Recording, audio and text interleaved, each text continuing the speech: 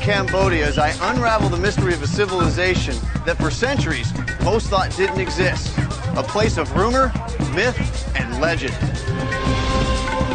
Hidden in the jungle for over 400 years, the discovery of Angkor Wat shocked the world. Its intricate majesty could only be the work of an advanced and sophisticated people. But where did they go? And why did they abandon all these temples to the jungle? To uncover the mystery of the lost Khmer Empire, I'll climb to the top of Cambodia's greatest temple. Learn the secrets of Bokator, its newly rediscovered lethal martial art. And take to the air to track down the reasons why this civilization disappeared into the mist of time. Reminds me of the good old days, flying hornets. We're digging for the truth and going to extremes to do it.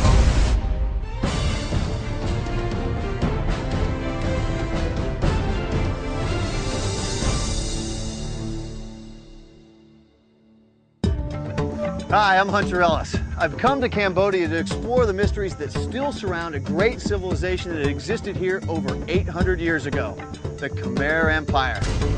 Its capital, called Angkor, is long gone. But the temples built by this powerful civilization are some of the wonders of the world today. That's what I want to see. The Khmer Empire dominated Southeast Asia from 800 to 1432 AD. At its peak, the empire stretched from Vietnam to the Bay of Bengal and north to southwestern China. But despite its wealth and power, the Khmer Empire ultimately failed, its land and temples abandoned. I'm here to find out why. For this assignment, there's only one place to start, and I'm told only one person to start with. His name is Simon Warwick. He's among the world's leading experts in historic stonemasonry. I'm told he's a tough man to track down. He's an Englishman who lives in Italy, who works with the Germans, who spends the bulk of his time here in Cambodia. Now, he told me to meet him at his office. Well, this is his office. Let's go see if we can track him down.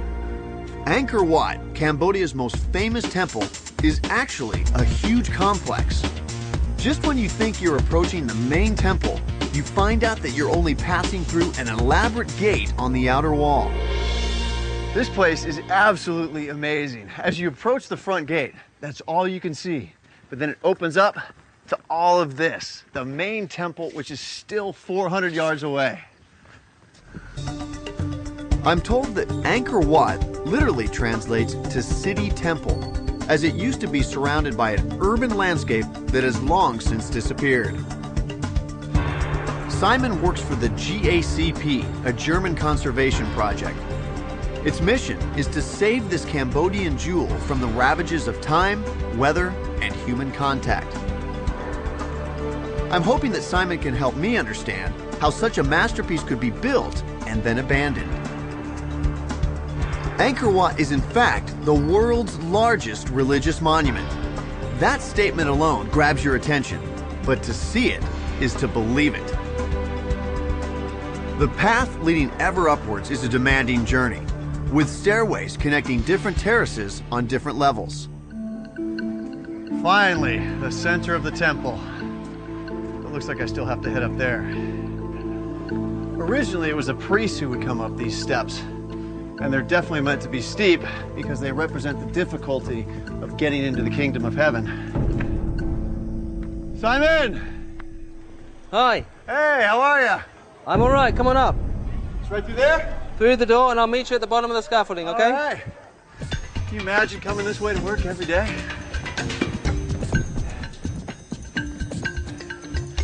Hey, Simon. Hi, great to see you. I covered some serious ground to make it up here to you.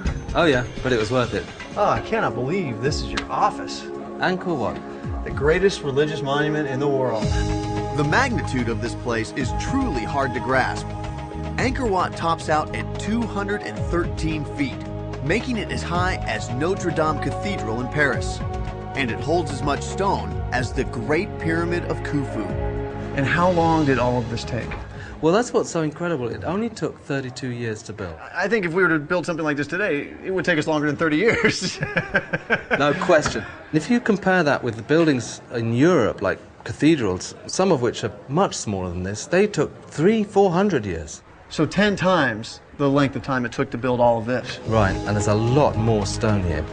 Simon tells me that it took 50,000 workers to build this extraordinary temple. It's surrounded by a 4-mile moat and crowned by 5 huge towers. But size doesn't begin to measure the real power of Angkor Wat. Well, I've been coming here now since 1994, which is a long time. And you know, every time I come in, I see something new, something different.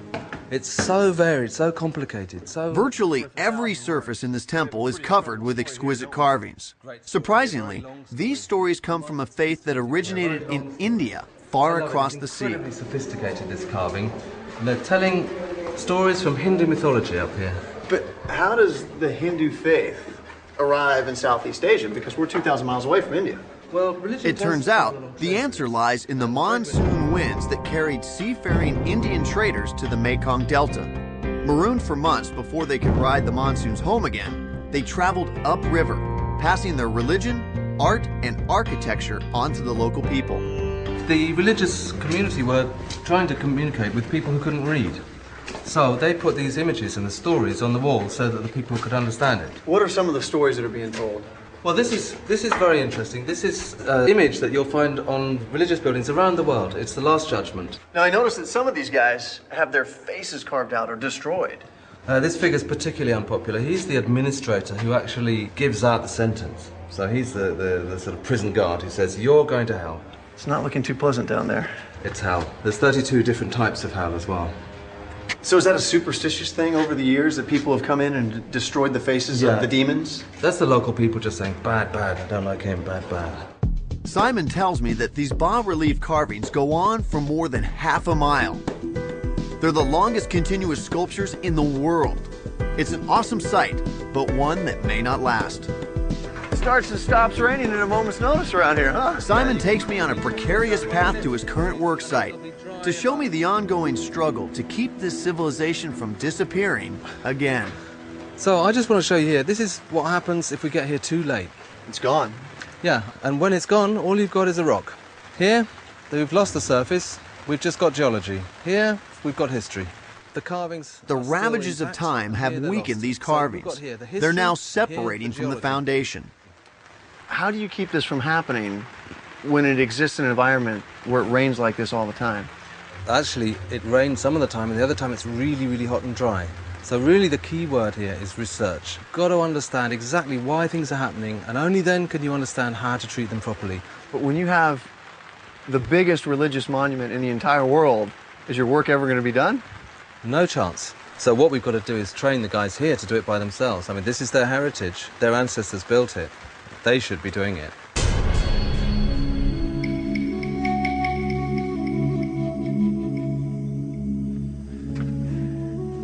This is one of those places you never get tired of exploring, and that's good, because I still haven't cracked the core mystery.